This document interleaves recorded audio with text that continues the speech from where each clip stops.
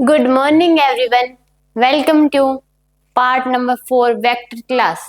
आज हम पढ़ेंगे वेक्टर्स को कंटिन्यू करते हैं। ये हमारे पास क्या है, एक ए वेक्टर और ये क्या है हमारे पास बी वेक्टर। और हमें ये जो बीच में क्या दे रखे है इसका रिजल्टेंट,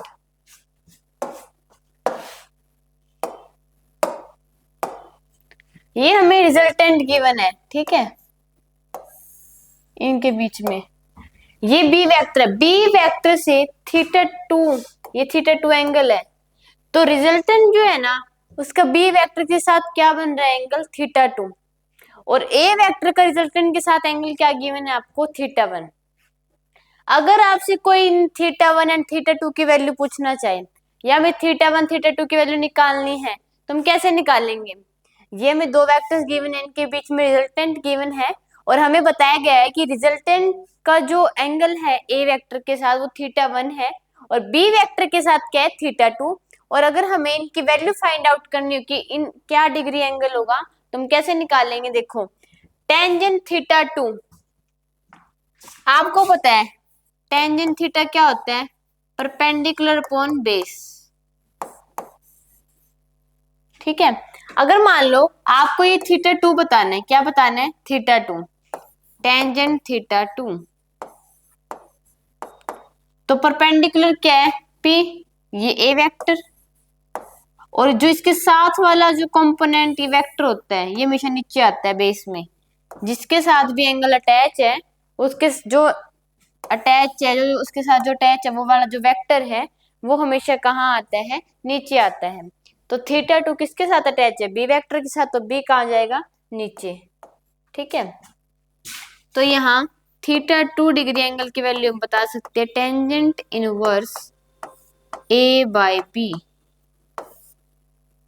टेंजेंट को मान लेंगे थीटा टू की वैल्यू क्या आ गई, टेंजेंट इनवर्स ए बाय बी। अगर मान लो आपसे मैं पूछूं टेंजेंट थीटा वन की वैल्यू क्या होगी, थीटा वन की, तो इसके लिए परपेंडिकुलर क्या हो जाएगा, बी, और जिसके साथ एंगल अटैच होता है वो हमेशा कहाँ आता है, नीचे बेस में। ये क्या गया यहाँ पे, ए। तो थीटा वन की वैल्यू क्या आ रही है आपके पास, टेंजेंट इनवर्स बी बाय ए। देखो यही आ रही है, ये दो बातें आपको पता नहीं चल गया कैसे निकालेंगे। पर इसके लिए कंडीशन क्या है, कंडीशन ये है ए और बी जो वेक्टर है ना वो दोनों एक दूसरे के परपेंडिकुलर होने चाहिए, तभी ये वैलिड है। This is valid only when A and B are perpendicular to each other. देखो इसमें ए और बी के एक दूसरे के परपेंडिकुलर। चलो आगे, अब आपसे मान लो इसमें फाइंड थीटा, ये थीटा पूछा गया है। आपको पता है टेंजेंट थीटा क्या होता है, परपेंडिकुलर अपॉन बेस। पहले तो ये देखो कि ये जो कंडीशन है ये अप्लाई हो भी रही है नहीं हो रही, मतलब ये जो केस है, ये जो सिचुएशन है ये इसमें अप्लाई है भी या नहीं। देखो क्योंकि इसमें क्या है, जो दो वेक्टर है टेन और टेन रूट थ्री, ये एक दूसरे क्या है, परपेंडिकुलर। कभी परपेंडिकुलर हो ही ना और आप निकाले जा रहे हो आंसर, पहले चेक कीजिए ये दोनों के एक दूसरे के परपेंडिकुलर, तभी हम ये अप्लाई करेंगे। टेंजेंट थीटा आपको पता है परपेंडिकुलर अपॉन बेस होता है, थीटा परपेंडिकुलर क्या है इसमें, टेन रूट थ्री, इसके साथ एंगल अटैच है, क्या हो जाएगा, बेस इसका टेन, टेंजेंट थीटा। अगर ये एक दूसरे के परपेंडिकुलर नहीं होते, अगर ये एक दूसरे के परपेंडिकुलर नहीं होते तो हम इनके पहले क्या लेते हैं, कॉम्पोनेंट, ठीक है। टेन से टेन कैंसिल, टेंजेंट थीटा क्या आ गया आपके पास, रूट थ्री। अब आप बता सकते हैं कि टेंजेंट जो रूट थ्री की वैल्यू है वो कौन से थीटा पे होती है, एंगल 60 डिग्री पे, 30 पे, 45 पे, ऐसे हम बता सकते हैं, ठीक है। अब इसमें बताइए, आप इसमें थीटा बताना है आपको, ये वाला 20 के साथ जो एंगल बन रहा है थीटा, तो क्या आएगा आपके पास, ये आपको पता है टेंजेंट थीटा क्या होता है, परपेंडिकुलर अपॉन बेस होता है। आपको ये थीटा बताना है, इसके लिए परपेंडिकुलर क्या है, 16, और इसके साथ एंगल अटैच है ना ये, इसके लिए क्या होगा, इसका नीचे बेस,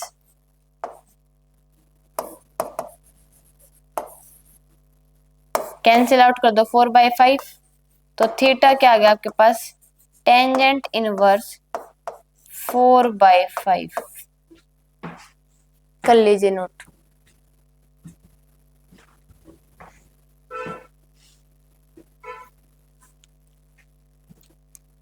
चलिए आगे।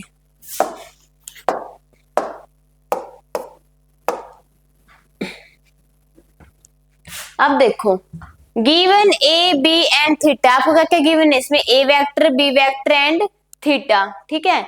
ए और बी के बीच में तो थीटा क्या है आपके पास, ये एंगल क्या है, थीटा, और रिजल्टेंट का बी के साथ क्या एंगल, θ1।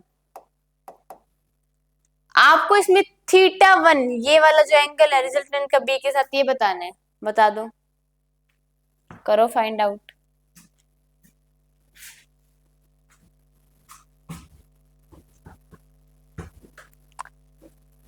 इसमें ये दोनों, पहले तो ये चेक करो कि इसमें ए और बी एक दूसरे के परपेंडिकुलर है या नहीं है। इसमें ए और बी एक दूसरे के परपेंडिकुलर ही नहीं है, तो पहले हमें इसके कंपोनेंट लेने पड़ेंगे। कैसे, ये हमारे पास ये नीचे तो बी गिवन है, ठीक है। अब आपको ए जो है ना, ये थीटा गिवन है, तो ए का कंपोनेंट हम क्या लेंगे, इसके साथ तो क्या आता है, ए कोस थीटा। ये थीटा जो एंगल है इसके साथ अटैच है, जिसके साथ अटैच होता है वो क्या होता है, इसका कोस कंपोनेंट। यहाँ पे क्या आ जाएगा, ए साइन थीटा। तो ये नीचे क्या आ गया, बी, बी वेक्टर आपके पास ऑलरेडी गिवन है, और ये कितना कंपोनेंट आ रहा है आपके पास, एक ए कोस थीटा, और इधर क्या आ जाएगा, ए साइन थीटा, और बीच में क्या आ जाएगा इनका रिजल्टेंट। रिजल्टेंट का बी के साथ एंगल कितना गिवन है, θ1। आपको ये θ1 की ही वैल्यू बतानी है। तो आपको पता है टेंजेंट θ1 मान लो, तो हम क्या लिखते हैं, परपेंडिकुलर अपॉन बेस। जिसके साथ एंगल अटैच है तो हमेशा नीचे आता है, इसको हमेशा नीचे लेंगे। तो देखो टेंजेंट θ1 परपेंडिकुलर क्या आपके पास, ये ए साइन थीटा, बेस क्या हो जाएगा, ए कोस थीटा, और एक वेक्टर ऑलरेडी गिवन है यहाँ पे प्लस में बी वेक्टर, ठीक है। तो θ1 की वैल्यू क्या आ गई आपके पास, टेंजेंट इनवर्स ए साइन थीटा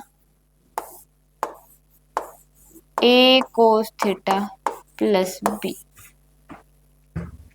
आगे बात समझ, करिए आप इसको नोट, ठीक है। कंडीशन थी ना कि जब ए और बी परपेंडिकुलर होते तभी वैलिड है ये, अगर ये परपेंडिकुलर है ही नहीं तो हम ये कैसे निकाल सकते हैं। तो सबसे पहले आप क्या किया, आपने इसमें ए के कंपोनेंट लिए, ठीक है, जिससे ए और ये बी एक दूसरे क्या हो गए, परपेंडिकुलर। देन हमने ये कंडीशन अप्लाई की, इससे हम निकाल सकते हैं कि θ1 रिजल्टेंट का बी वेक्टर के साथ क्या एंगल होगा। चलिए आगे।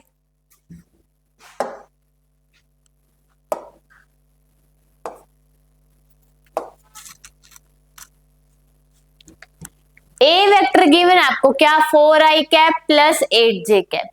Find angle of A with Y axis, आपको एंगल बताना है ए वेक्टर का किसके साथ, विद वाई एक्सिस। मान लो आपको एक वेक्टर गिवन है, कितना ऐसे, कितना गिवन है ये, 4i cap plus 8j cap.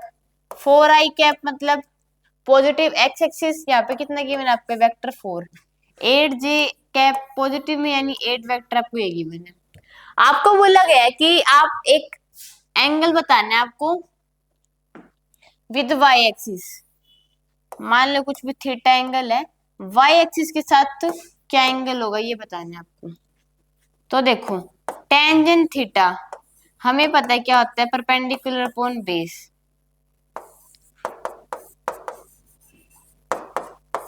Perpendicular क्या है इसके लिए, 4, बेस क्या हो जाएगा ये 8।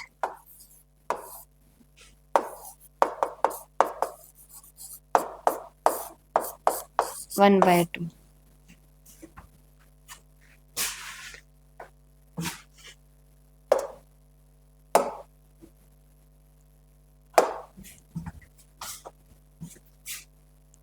एक क्वेश्चन देती हूँ मैं आपको, आप बताइएगा इसका।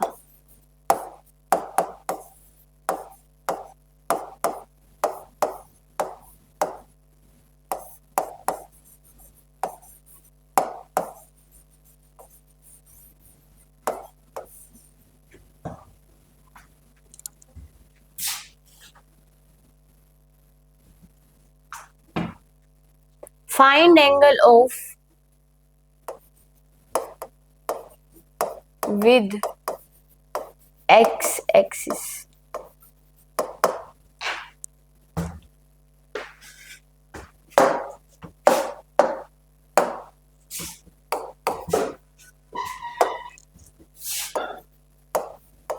करिए सोल्व। ए वेक्टर का एंगल बताने किसके साथ, एक्स एक्सिस के साथ। जल्दी सोल्व कीजिए इसको। देखो आपको 8 i कैप, मतलब यहाँ पे 8 वेक्टर गिवन है एंड प्लस 8 j कैप यहाँ पे गिवन है। आपको एंगल बताना है एक्स एक्सिस के साथ। आपको पता है ये क्या है, एक्स एक्सिस, और ये क्या होती है, वाई एक्सिस। मान लो रैंडम का इनके बीच में रिजल्टेंट आ रहा है, उस रिजल्टेंट का एक्स एक्सिस के साथ थीटा जो एंगल होगा वो बताना है आपको। आपको पता है थीटा क्या होता है, tangent theta perpendicular upon base. तो इसके लिए परपेंडिकुलर क्या हो जाएगा आपके पास 8, और बेस क्या लेंगे हम नीचे इसके साथ वाला 8, क्या आ गया आपके पास 1। तो थीटा क्या आ गया, टेंजेंट इनवर्स 1। वैसे इसकी वैल्यू क्या आएगी पता है आपको, थीटा की 45, टेंजेंट 45, क्योंकि क्या होता है 1 होता है। हो गया सोल्व, चलो आगे। अभी देखो आपको पता है ये क्या होती है, पॉजिटिव एक्स एक्सिस डायरेक्शन, इसको हम और क्या बोलते हैं, आई कैप। ये क्या है, नेगेटिव वाई एक्सिस। ये क्या है, negative X axis, positive Y axis. इसको हम क्या बोल सकते हैं, और I cap minus I cap plus J cap minus J cap. इधर क्या होती है, पॉजिटिव आई कैप, इधर क्या होती है माइनस आई कैप, ऊपर जे कैप, नीचे क्या हो जाएगी माइनस जे कैप। ठीक है, तो देखो इन सब का मॉडुलस लेने पर क्या आता है 1। आई कैप का जब हमने मॉडुलस लिया तो क्या आ गया हमारे पास 1, माइनस आई का मॉडुलस लेने पर क्या आता है 1, जे का माइनस जे के माइनस के, सबका मॉडुलस लेने पर क्या आता है के 1 आता है, सॉरी गलत बोल दिया, कोई नहीं, देख 1 आता है। तो आप ये बताइए ये सब होते क्या है, मैंने आपको बताया था कि आई जो कैप होती है उनका मैग्नीट्यूड मॉडुलस लेने पर, माइनस आई का मॉडुलस लेने पर जे माइनस जे के माइनस के कैप, इन सब का जब हम मॉडुलस लेते हैं तो किसके बराबर आता है 1। वो क्या होता है, यूनिट वेक्टर। ये सब क्या है, एक यूनिट वेक्टर, और यूनिट वेक्टर का मैग्नीट्यूड क्या होता है 1 होता है। हमने पढ़ा था ना यूनिट वेक्टर कौन से होते हैं, आई cap minus I cap J cap, और इन सब का मैग्नीट्यूड किसके बराबर हो जाता है 1। यूनिट वेक्टर कौन से होते हैं, A vector having magnitude equal to 1। चलो आगे। What vector must be added to the two vectors I minus 2j cap plus 2k cap and 2i cap plus j cap minus k cap so that the resultant may be a unit vector along x axis। मान लो आपके पास ये एक vector given था i cap minus 2j cap minus 2k cap, और एक b vector given है 2i cap plus j cap and minus k cap. ठीक है, सो डेट द रिजल्टेंट में बी ए यूनिट वेक्टर, और ये मान के चलो अलोंग x एक्सिस, रिजल्टेंट में B a unit vector along, इसका हमें रिजल्टेंट वेक्टर बताना है ना, और किसके बराबर किसके अलोंग आना चाहिए, वो x axis, positive x axis, मतलब i कैप। तो देखो i cap minus 2j cap minus 2k cap plus क्या करना है, इनको ऐड क्या है 2i cap plus j cap minus k cap. क्या बताना है हमें, सी वेक्टर, और किसके अलोंग आना चाहिए ये x एक्सिस, मतलब i कैप। 2i में 2i और i कितने हो गए 3i,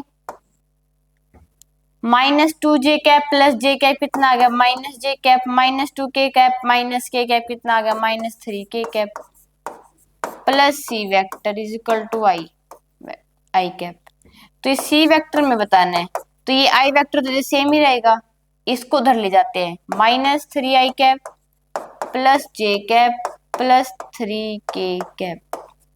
आई में से -3i गया, कितना हो गया, -2i cap plus J cap plus 3k cap. देखो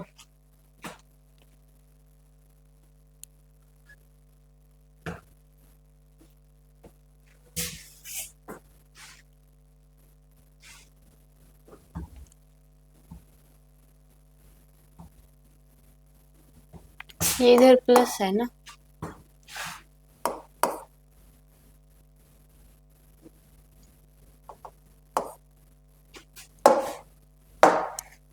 ये +2k कैप था -k कैप, तो आपके पास सिर्फ ये k कैप आएगा इधर।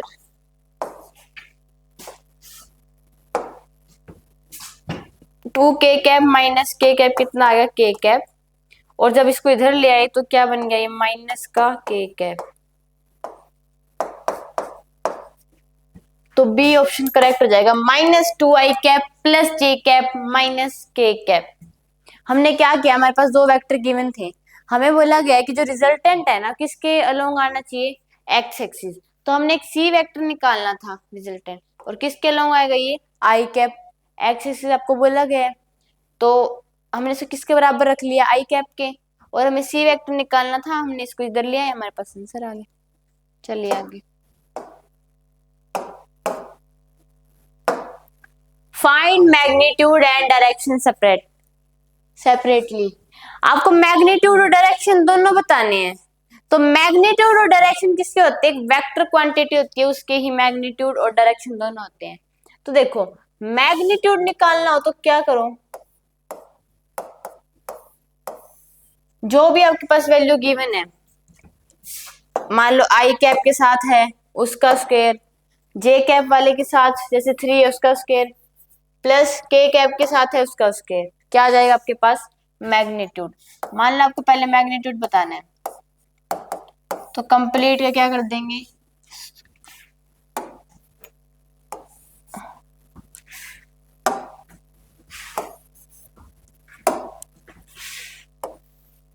क्या आ गया, 2 का स्क्वायर प्लस 3 का स्क्वायर प्लस 4 का स्क्वायर।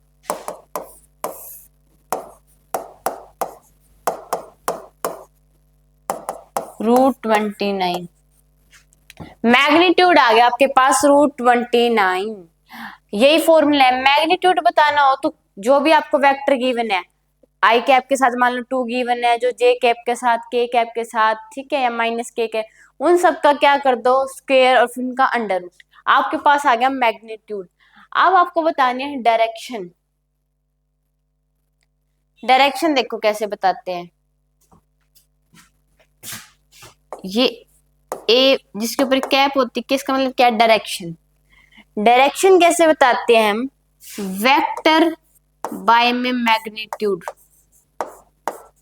ये फॉर्मूला है, ये याद कर लीजिए आप। ये क्या आपके पास, मान लो आपको डायरेक्शन बतानी है, तुम कैसे बताएंगे, वेक्टर, ये क्या आपके पास मैग्नीट्यूड, ठीक है। अब आपको क्या बतानी थी इसमें, डायरेक्शन। तो वेक्टर क्या गिवन है आपको, 2i cap plus 3j cap plus 4k cap. अब आपको नीचे क्या लिखना है, यहाँ पे मैग्नीट्यूड, हमने मैग्नीट्यूड तो हम बता चुके कितना आ रहा है हमारे पास, √29। डायरेक्शन निकालने का क्या फॉर्मूला है, वेक्टर अपॉन मैग्नीट्यूड। वेक्टर हमें क्वेश्चन में गिवन है, कंप्लीट का होल स्क्वायर अंडर रूट करके हमने क्या बता दिया यहाँ पे, मैग्नीट्यूड। तो डायरेक्शन क्या होता है, वेक्टर बाय में magnitude.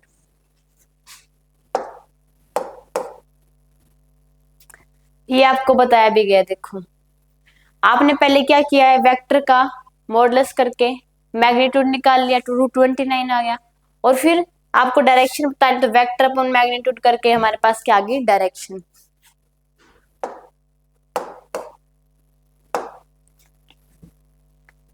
The modulus of 2i cap minus J cap plus के कैप, मॉडुलस बताना है आपको।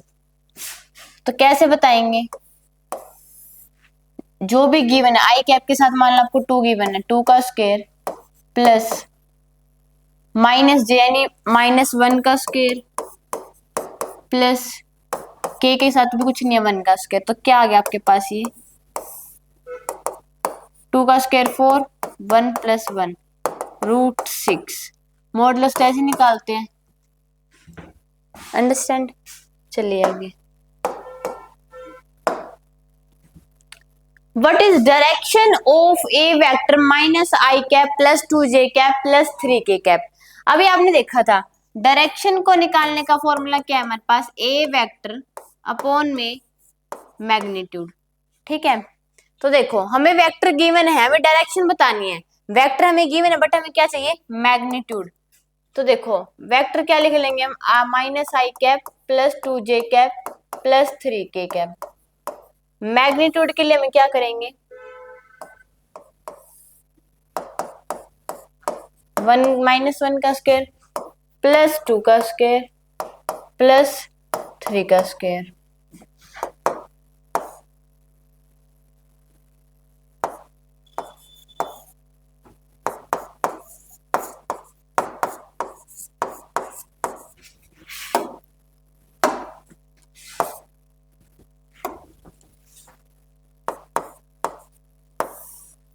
-1 का स्क्वायर 1, 2 का स्क्वायर 4, 3 का स्क्वायर 9, कंप्लीट का अंडर रूट।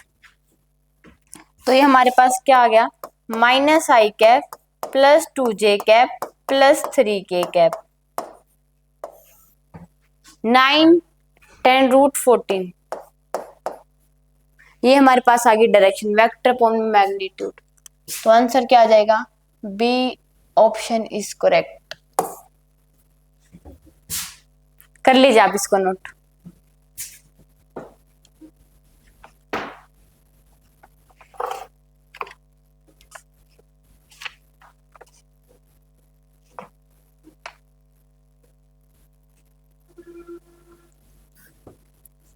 चलिए आगे,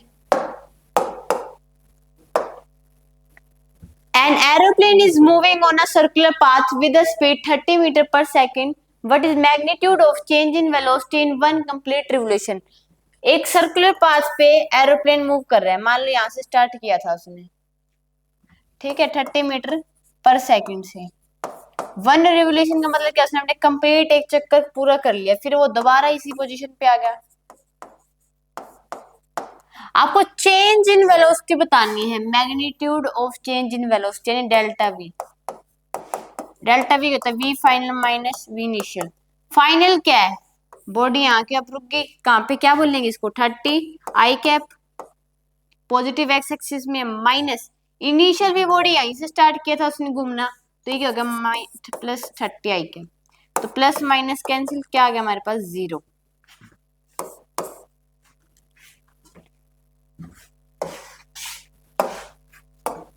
अगर मान लो आपसे यहाँ पे 1 कंप्लीट रिवोल्यूशन की जगह हाफ रिवोल्यूशन बोल दे, मान लो केस नंबर 2, अगर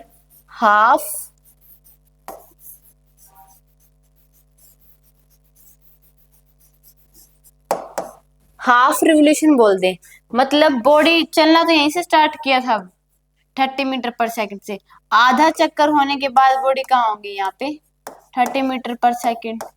तो इसमें चेंज इन वेलोसिटी हम कैसे बताएंगे, डेल्टा वी क्या होता है, V final minus V initial. Final कैब हाफ चक्कर कंप्लीट किया बॉडी ने, यहीं तक आएगी वो तो इसकी डायरेक्शन कहाँ है, इधर नेगेटिव में, यानी -30i कैप। पर इनिशियल बॉडी कहाँ पे थी, अब भी माइनस इनिशियल कहाँ थी, +30i कैप, तो क्या आ जाएगा -60i कैप। ऐसे ही हम 1/4 पार्ट के लिए, 3/4 पार्ट के लिए ऐसे निकाल सकते हैं, ठीक है। इनिशियल हमें पता है कि बॉडी ने यहाँ से चलना स्टार्ट किया, बॉडी यहाँ थी, उसकी डायरेक्शन हम इस तरीके से निकाल सकते हैं। हाफ रिवोल्यूशन में तो बॉडी यहाँ पहुंच जाएगी, इसकी डायरेक्शन तो इधर आ रही है नेगेटिव में, -i कैप में।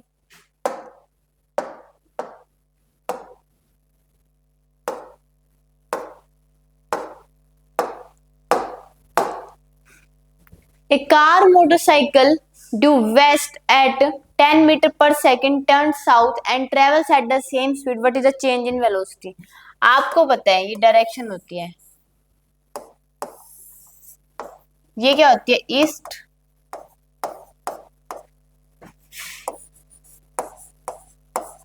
वेस्ट साउथ एंड ये क्या होती है, नॉर्थ। एक कार मोटरसाइकिल वेस्ट की तरफ जा रही है इधर 10 मीटर पर सेकंड से एंड डू वेस्ट 10 मीटर पर second and turn south, south की तरफ उसने टर्न ले लिया मान लो ऐसे, उसी स्पीड से जा रही है।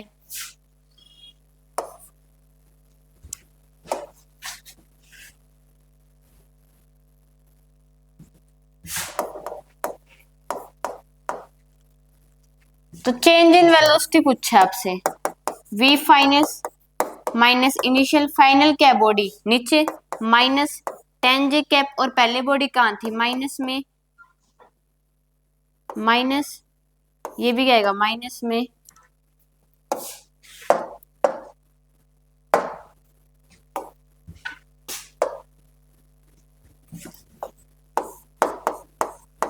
टेन आई कैप, तो माइनस 10 जे कैप क्या आ गया हमारे पास, माइनस 10 आई कैप।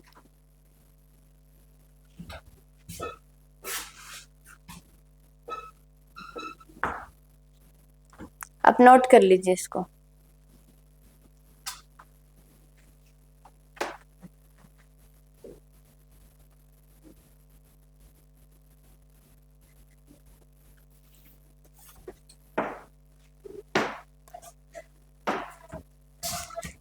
कर लिया इतना नोट। अब देखो यहां माइनस साइन से चेंज हो गया, प्लस 10 आ जाएगा। तो देखो क्या डायरेक्शन आ रही है हमारे पास, माइनस 10 जे कैप प्लस 10 आई कैप, ये डायरेक्शन आ रही है। मतलब अब जो चेंज इन वेलोसिटी वो कहाँ पे आएगी, ये क्या डायरेक्शन थी ईस्ट, ये क्या थी साउथ, ये 10 है वेक्टर, ये भी 10 है, आपको पता है 90 डिग्री है, तो रिजल्टेंट क्या आता है 10√2, यानी बॉडी 10√2 से कहाँ जाएगी, साउथ और ईस्ट में। C option correct. दो वेक्टर गिवन आगे हमारे पास आ गया कि माइनस 10 जे कैप था नीचे, प्लस 10 आई कैप इधर, और दो वेक्टर मैंने आपको पढ़ाया था, दो वेक्टर जब इक्वल होते हैं उनके बीच में एंगल 90 डिग्री, तो रिजल्टेंट क्या आता है 10√2 उनके बीचों बीच। तो ये कहाँ पे आ रहा है, साउथ और ईस्ट में।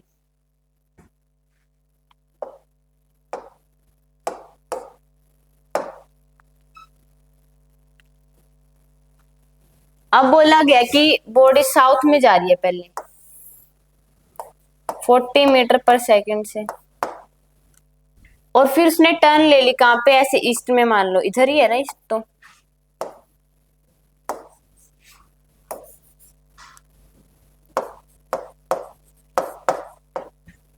What is the change in velocity, v final minus initial, final अब बॉडी कहाँ जा रही है, ईस्ट में, यानी 40 आई कैप माइनस माइनस क्या आ गया इधर आपके पास, ही नीचे जा रही थी बॉडी 40 जे कैप इनिशियल में, तो क्या आ गया 40 आई कैप प्लस 40 जे कैप, यानी बॉडी कहाँ जाएगी 40 तो ऊपर और 40 ही बॉडी इधर जा रही है। ये 40 है, ये 40 है, एंगल 90 डिग्री, तो रिजल्टेंट क्या आएगा इस केस में 40√2। ये क्या था नॉर्थ, ये क्या था ईस्ट, नॉर्थ ईस्ट में 40√2 मीटर पर सेकंड से जाएगी। ठीक है, बाय एवरीवन।